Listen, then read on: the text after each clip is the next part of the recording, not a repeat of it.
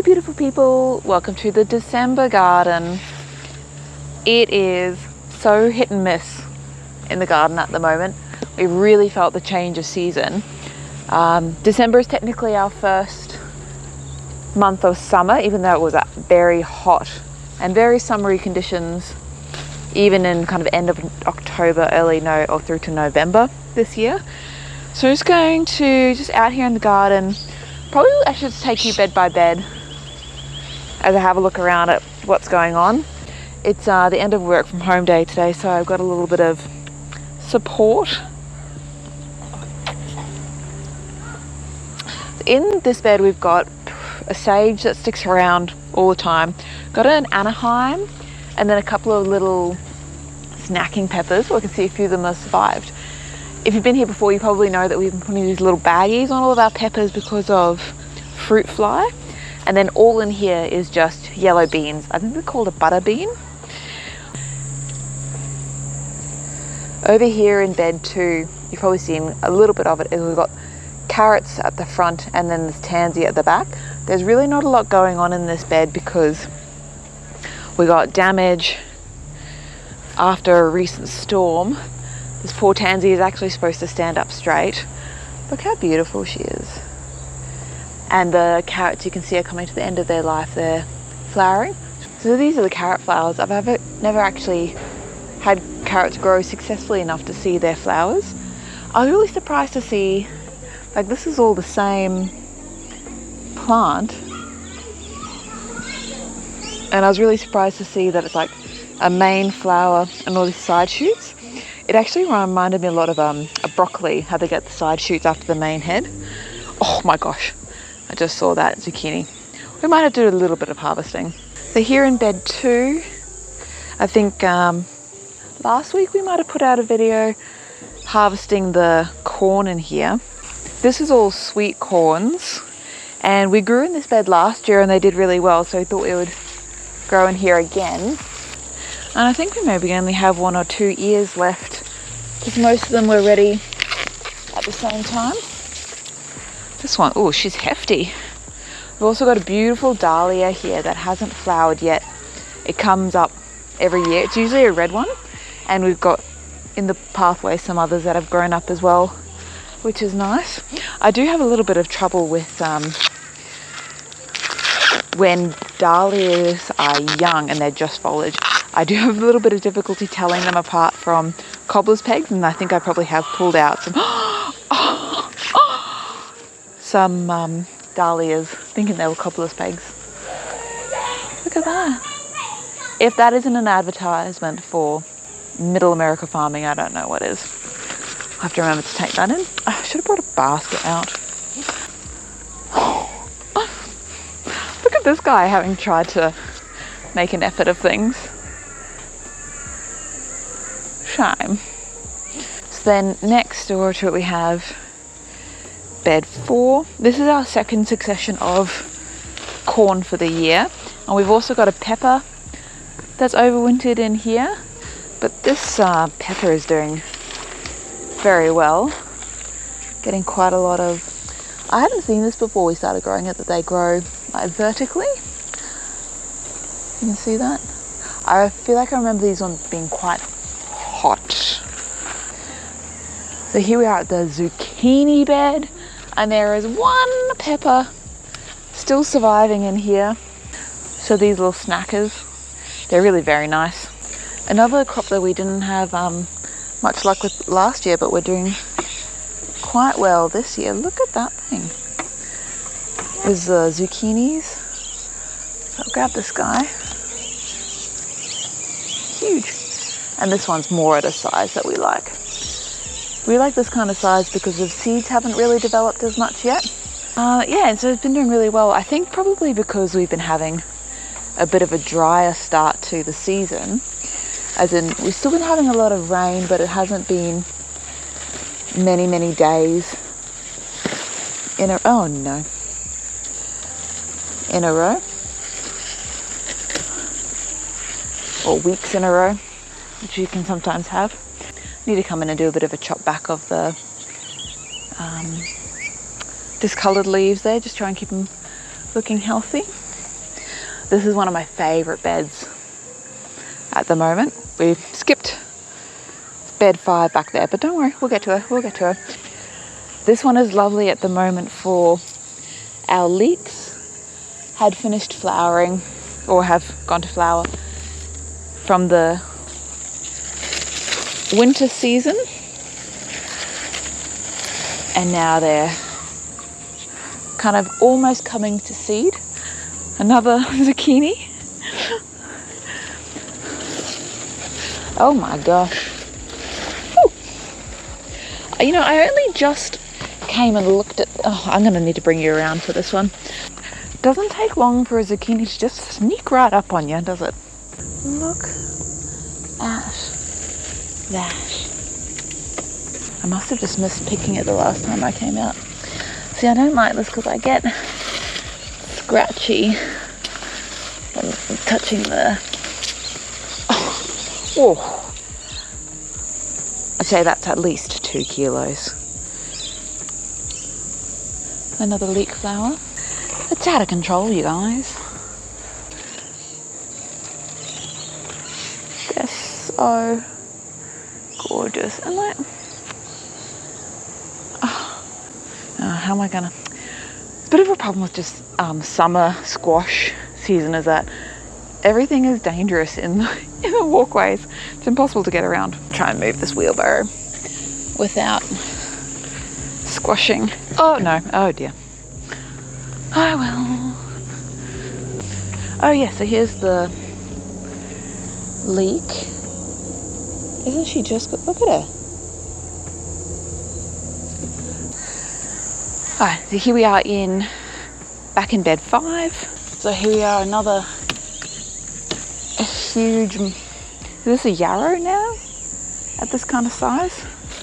And we've got a bunch of carrots in here that originally I had left to go to seed, thinking that they would, oh, that's a nice one.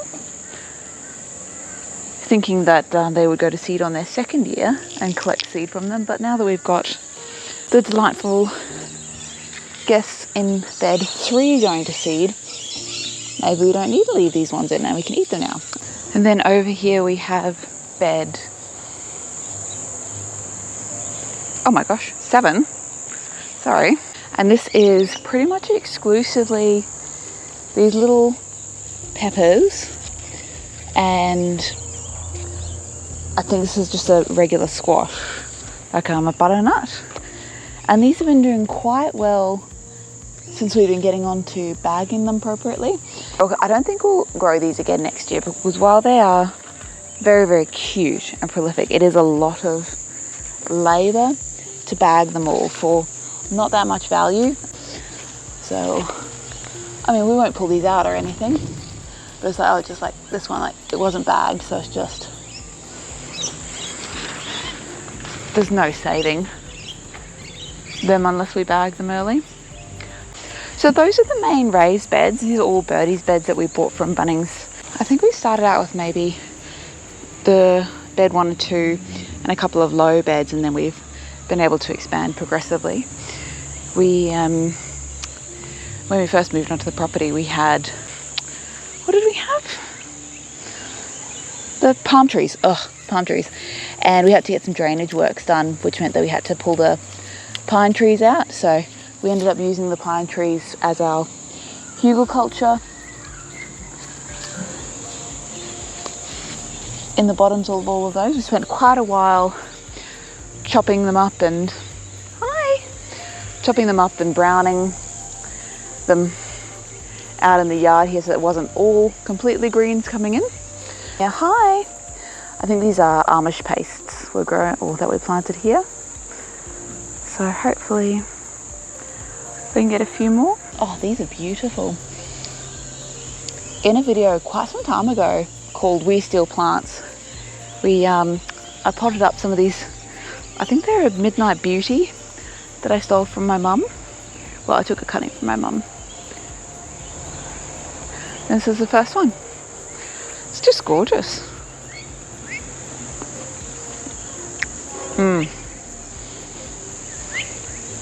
That's good and sweet. Oh, I better take some in for Danny. Oh, a few little peppers there that I might grab while we're out here. Oh, maybe just one. It's quite yellow. These are very, very hot. I do not eat these ones. Then very lucky to get lots of sun gold cherry tomatoes off this trellis, and when we have very hot spells, they really do not like it. We get a lot of disease on the leaves, so we take them when we can get them. Getting some beautiful green beans, nice and thick. You know, I do get a little bit annoyed with the birds, conflicted, because anybody who's fond of me knows that I'm a bird guy, but then they come here, they're so wasteful. Where's an example? Here, they come and just eat part of the tomato rather than the whole tomato. It's like, if you're gonna eat it, you can have a little num-num. You can have a little num-num on my babies. Eat the whole thing. It's very annoying, isn't it, Cinnamon? This is our bread loaf. Hey. She's all playful. So over here we have Panama berry, which is very unusual. I don't really like this, but the bees love it. And then we've got a Tahitian lime here, an olive, and a strawberry guava, which not doing the best, but it's still, most of them are on their second good year. And then along here we have an absolute random menagerie of things. We've got a lychee that's having a struggle, got pineapple, bunch of herbs around here. We've got this native raspberry. Shame, it used to live in the nursery back here, and we let it go a little bit too much without trimming, and the roots decided to come out of the bottom of the pots into the ground. And if you know anything about raspberries, I understand that that is a very dangerous proposition in terms of they'll just take over your whole garden. This is just a nightmare because there is always mustard, and then you can see there's some tansies in here as well. There's usually some calendulas in there, and we always have pumpkins in here too, so we can't really get in there and mow in any way. And I am not spending my time pulling grass out by hand. Something that I'm very excited about, been very disappointed and excited about her, is the elderflower. She is just the most beautiful queen. I'm very disappointed because I keep leaving the elderflower to go, hoping that we'll get berries, and then we get a very disappointing amount of berries. So I don't know what it is, if it's a water thing. And then in here we have some fruit trees that we're just trying to keep kind of healthy until we have somewhere to plant them. So I think we've got an apple, maybe 2 apples. We've got a peach in there, a nectarine, and 2 cherries, because I think the cherries have to cross-pollinate. And then we've got a couple of just kind of random natives in here. Oh gosh, I didn't even get around to, we've got another 2 low beds out the back there, which is what we've had asparagus and radishes in. We've also got horseradish out there, actually, which we've never harvested before. I was just about to say thank you for joining me for the garden tour. We got back around to the beginning, and I realised that I left my cider here. Alright, I gotta go grab those zucchinis. I'll be right back.